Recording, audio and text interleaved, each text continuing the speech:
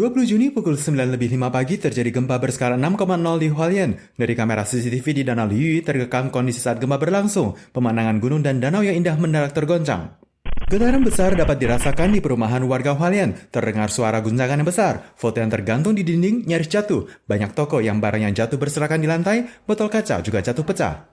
Gempa dapat dirasakan hampir di seluruh Taiwan. Pusat gempa berada di desa Guangfu, Kabupaten Hualien. Gempa dangkal dengan kedalaman hanya 6,8 km dengan intensitas gempa maksimum adalah 5 kategori lemah di Hualien, termasuk Taitung dan Nantou. Usai gempa, masih ada 4 kali gempa susulan. Namun menurut analisa Badan Meteorologi, meskipun tempat ini termasuk zona potongan lempeng bumi, namun bukan di daerah yang rawan gempa. Sejak tahun 1990, gempa serupa yang berskala sekitar 6, ditambah dengan kali ini, hanya terjadi 3 kali. 它就是属于它这个板块的这个交错的地方，所以在这个位置它发生会这么浅哈，那当然不排除就是说这里是有一个断层或者是破碎带的作用。 Pihak CWB menjelaskan tidak menutup kemungkinan jika dalam kurun waktu 2 hari mendatang akan terjadi gempa yang berkekuatan lebih dari skala 5. Hanya saja untuk tahun ini, gempa berskala di atas 6 telah terjadi sebanyak 6 kali, yang merupakan 2 kali lipat dari batasan rata-rata. Kali ini ada rumah yang dilaporkan kebakaran setelah gempa, namun masih perlu dikonfirmasi lebih lanjut. Sehubungan dengan hari libur, tanggal 20 Juni jumlah kasus lokal di Taiwan alami penurunan, mencatat 35.596 kasus lokal dan 144 kasus meninggal, dengan penambahan di masing-masing kabupaten dan kota tidak mencapai 6.000 kasus.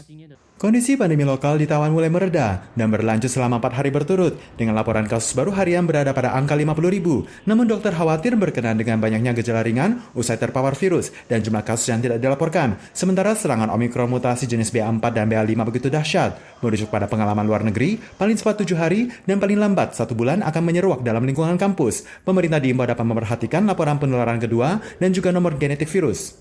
这个有涉及到用药，还有通报种种的问题，所以有一些细节还在最后的整理当中，还没有把它做一个很明确的一个定义。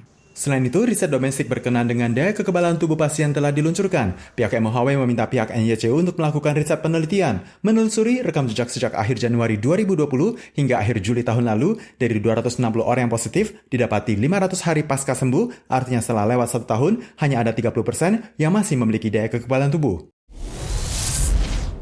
Belakangan ini, dokter mengamati pertambahan kasus penyakit kulit sejenis papula dan urtikaria usai tertular COVID-19 meningkat 30%. Tidak sedikit yang mengalami kondisi serupa pada bagian paha betis, khususnya urtikaria. Selain itu juga ada yang ditemukan menderita papula pada bagian lengan. 一般来讲，我们发现民众来就诊，大概说他这个得了这个症状的发生大概多少？可能差不多5天到1礼拜之后，甚至有2礼拜后才出现。 FDA mengumumkan guna menghindari anak tertular, maka mengizinkan pemberian vaksin Moderna bagi anak berusia 6 bulan hingga 5 tahun dan menutup celah kekurangan vaksinasi anak. Selain itu, pakar menasihatkan dapat memberikan 2 dosis, masing-masing 0,25 mol, dengan jeda 28 hari antar waktu vaksinasi. Selain itu, FDA juga memberikan izin EUA bagi vaksin Novavax yang dapat diberikan kepada orang berusia 18 tahun ke atas. 2 dosis, masing-masing 0,5 mol, dengan jeda 3 pekan antar waktu vaksinasi. Konsumen listrik bertambah di tengah memanasnya suhu cuaca. Taipower memprediksi 20 Juni menjadi puncak penggunaan listrik catat rekor sejarah tertinggi. Namun karena genteng bocor saat hujan berturut di malam hari, dilaporkan ada pipa pada 3 mesin pembangkit listrik yang koyak, meliputi pembangkit listrik di Taichung nomor 5 dan 10, dan Linkou nomor 2. Untuk 2 mesin yang ada di Taichung, paling lambat tanggal 22 Juni dapat selesai diperbaiki. Sementara untuk Linkou masih membutuhkan waktu yang lebih panjang. 如果高温然后午后也没有雷阵雨的话，可能负载会突破3800万。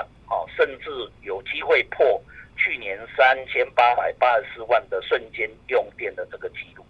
Tidak hanya masalah penghentian pengoperasian mesin untuk diperbaiki, namun karena imbas dari naiknya harga bahan bakar internasional, turut membuat pelaku usaha pembangkit listrik swasta mengurangi produksi listrik. Perusahaan Huaya yang berada di bawah bendera perusahaan Formosa Plastic Group pada bulan Mei telah mengurangi produksi listrik sebanyak 78%, yang mana awalnya produksi dipergunakan untuk mencukupi kebutuhan sendiri, namun kini justru beralih membeli dari Taipower yang semakin mempersulit kondisi pasokan listrik di musim panas.